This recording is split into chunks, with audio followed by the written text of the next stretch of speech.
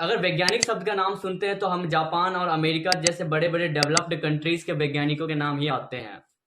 Isaac Newton, Albert Einstein, बहुत सारे वैज्ञानिक हैं, स्टीफन हॉकिंस, ये सारे। बट ये वीडियो दोस्तों नेपाल को गर्व से भर देने वाला वीडियो है। नेपाल के ही आरिफ अली और दिव्य सापकोटा के बारे में ये वीडियो है कि पूरी दुनिया की सोच को बदल दिया है अपने साइंटिफिक थ्योरी से। तो क्या है ये साइंटिफिक थ्योरी, किस पे किस फील्ड पे वर्क करके आरिफ अली ने इतनी लोकप्रियता पाई है या पा रही है। क्या पता आने वाले समय में नेपाल भी अमेरिका जैसे देशों को टक्कर दे, और ये केवल और केवल एजुकेशन से हो सकता है, साइंटिफिक रेवोल्यूशन से हो सकता है। लेकिन क्या आरिफ अली ने साइंटिफिक रेवोल्यूशन ला दिया है नेपाल में? चलिए आज के इस वीडियो में हम डिटेल में बात करते हैं इसके बारे में। दोस्तों अगर हम आरिफ अली की बात करें तो उनका एजुकेशनल बैकग्राउंड जो है, जो कि स्कूली शिक्षा वो तो नेपाल में हुई है, बट फॉर एमटेक और फॉर बीटेक के लिए ये भारत के सुप्रसिद्ध कॉलेज जवाहरलाल नेहरू यूनिवर्सिटी से पढ़े हैं। कहीं ना कहीं आरिफ अली जैसे होनहार टैलेंटेड साइंटिस्ट निकल सकते हैं। नो डाउट भारत से उन्होंने ये सारी चीजें की है, एमटेक स्ट्रक्चरल इंजीनियरिंग में की है।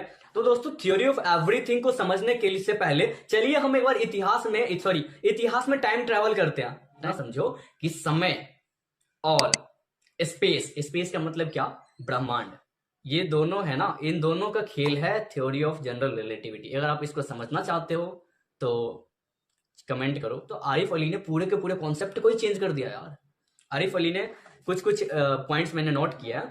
रिवील के truth of black holes. Black holes होता क्या है, एक ऐसा ब्रह्मांड में एक ऐसी खाली जगह जहां पे आने के बाद ना सूरज भी गायब हो जाता है, सूरज को भी निगल लेता है, वो ब्लैक होल होता है। अभी नासा ने ब्लैक होल की तस्वीरें जारी की थी, वो आपको मैं दिखा दूंगा। सेकेंडली, क्या टाइम ट्रेवल पॉसिबल है? अब आपको थोड़ा सा टाइम ट्रेवल के बारे में बताता हूँ। मान लो आप बचपन में बहुत सारी चीजें खेला करते थे, आप बड़े हो गए, अब आपको अपने लाइफ की टेंशन है, लेकिन कभी कभी आपको याद आता होगा कि यार बचपन के दिन क्या दिन थे। तो क्या आप बचपन में जाके वो खेल सकते हो? अगर आप ऐसा कर रहे होते तो आपको टाइम ट्रेवलर कहा जाता। तो ये टाइम ट्रेवल होता है, एक टाइम ट्रेवल की मशीन बनाई जा सकती है जिसमें बैठ के आप जा सकते हो, लेकिन ये केवल काल्पनिक दुनिया है। इस पे भी आरिफ अली ने कुछ बोला है। जब हम आरिफ अली से इंटरव्यू कर रहे होंगे तो आपको मैं इस पे बताना चाहूंगा, ओके। बट उन्होंने जो किया ना वो बहुत मस्त था, नेपाल के लिए गर्व की बात है, एंड वी आर हैप्पी।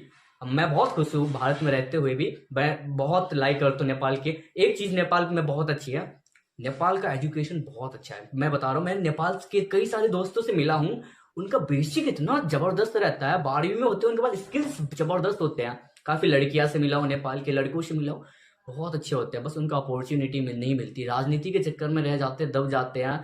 अगर राजनीति से एजुकेशन को अगर सम्मिलित ना करो ना, नेपाल नेक्स्ट सुपर पावर बन सकता है। एक छोटा सा देश इजराइल है, कुछ भी नहीं है उसके पास, अगर एजुकेशन ना हो तो देश कुछ भी नहीं था।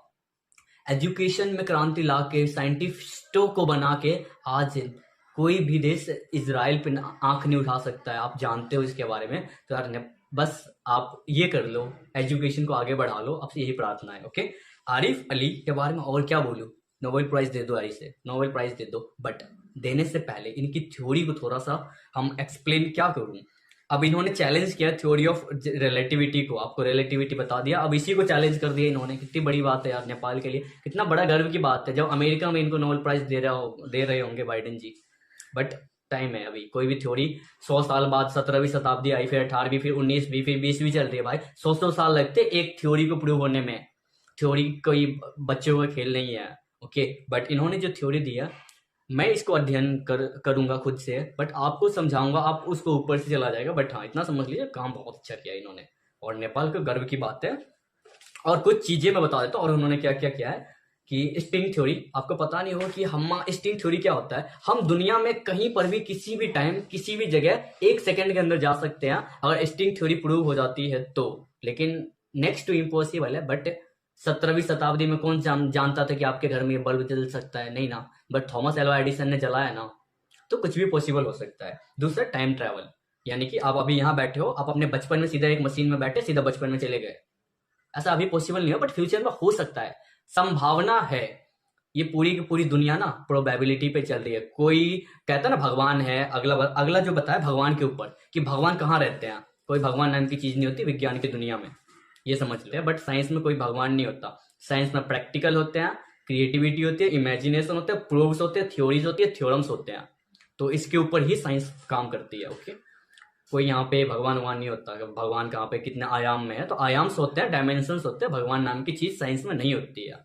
बट हाँ, मैं भी मानता हूँ, बिलीव्स में है, साइंस अगर ना हो तो भगवान ना है, भगवान को साइंस मानता है।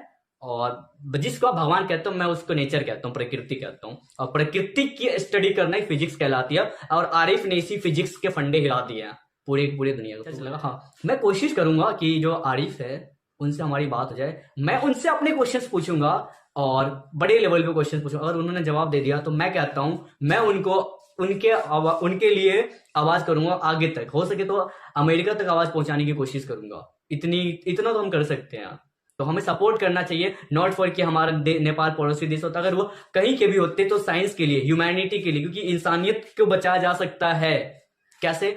दुनिया में लाखों प्रॉब्लम्स है जो साइंटिस्टों ने सॉल्व किए हैं, और अगर ये थ्योरी प्रूफ हो गई तो बहुत प्रॉब्लम, ग्लोबल वार्मिंग की प्रॉब्लम, ग्रीन टेक्नोलॉजी की प्रॉब्लम्स, बहुत सारी स्पेस में जाने की प्रॉब्लम, मार्स पे जाने की प्रॉब्लम्स, ये सारी चीजें को सॉल्व किया जा सकता है। रोबोटिक्स को, इंटरनेट, बहुत सारी चीजें ऐसी